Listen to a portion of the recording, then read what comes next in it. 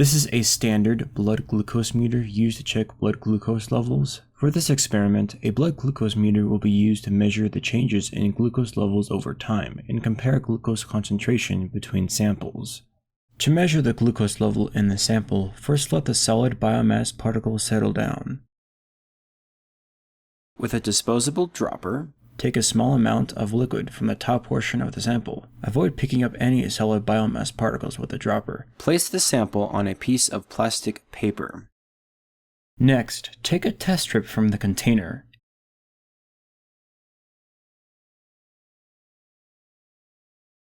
And insert the gray tip into the glucose meter. If the test strip was inserted correctly, the meter will now power up. Once the droplet icon appears, the meter is ready to pick up a sample. Dip the glucose meter into the sample. A countdown is displayed on the screen, meaning the meter is working correctly. After the countdown completes, the screen will display a number representing the glucose concentration in the sample in milligrams per deciliter. Make sure to keep the meter upright until the glucose concentration appears on the screen and use a new test strip for each sample.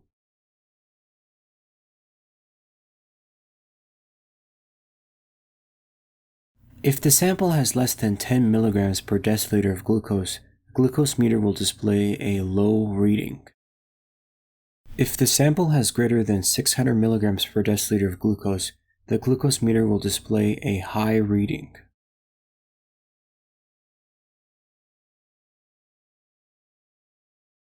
If the sample contains over 600 milligrams per deciliter of glucose, the sample will need to be diluted. Place 1 drop of water on the plastic paper. And take 1 drop of the sample. This dilutes the sample in half. Now, try to measure the glucose content in the sample again.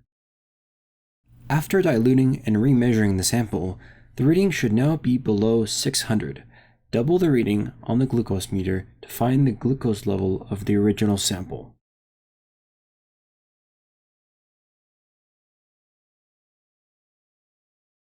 An E11 display on the glucose meter indicates an error.